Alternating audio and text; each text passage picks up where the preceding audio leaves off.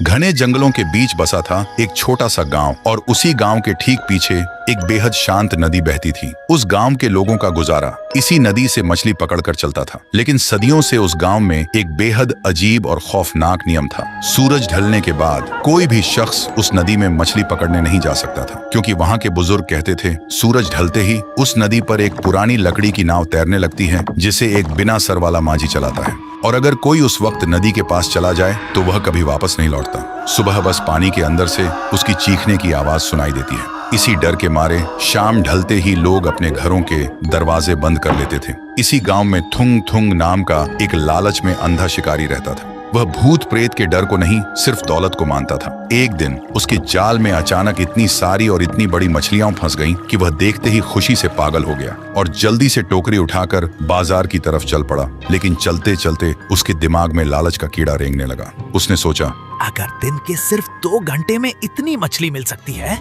तो पूरी रात मछली पकड़ूंगा तो कितनी मिल सकती हैं?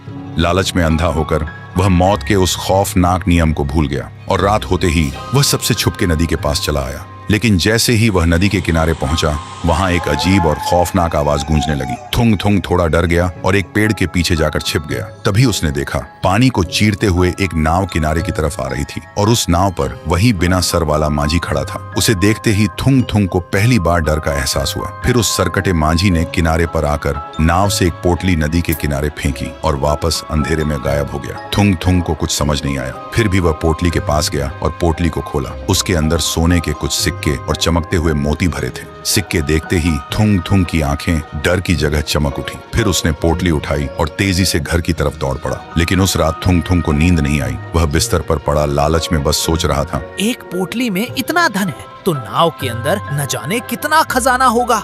और अगले दिन आधी रात को वह फिर से नदी के पास चला आया। लेकिन इस बार उसके दिल में डर नहीं, बल्कि बेइंतहा लालच था। और जैसे ही नाव घाट से आकर टकराई, वह बिना सोचे समझे सीधा नाव के अंदर चढ़ गया। लेकिन जैसे ही उसके पैर नाव पर पड़े, नाव अचानक हवा से भी तेज रफ्तार में नदी के सबसे गहरे हिस्से में चली आई।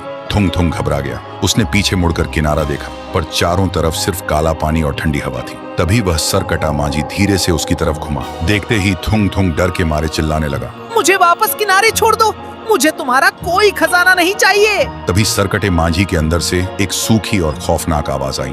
खजाना तो शिकार को खींचने का जाल था। पिछले 100 साल से मैं इस नाव को अकेले चला रहा था। आज मुझे मेरी जगह लेने वाला मिल गया। ये सुनते ही थुंग थुंग ने पानी में कूदने की कोशिश की, लेकिन अगले ही पल सरकटा माझी थुंग थुंग के अंदर घुस गया और एक अजीब सी आवाज में बोला, मैं इसे तब तक नहीं छोड़ूंगा जब तक इस वीडियो को देख रहे लोग चुपचाप सब्सक्राइब और लाइक वाला बटन नहीं दबा देते।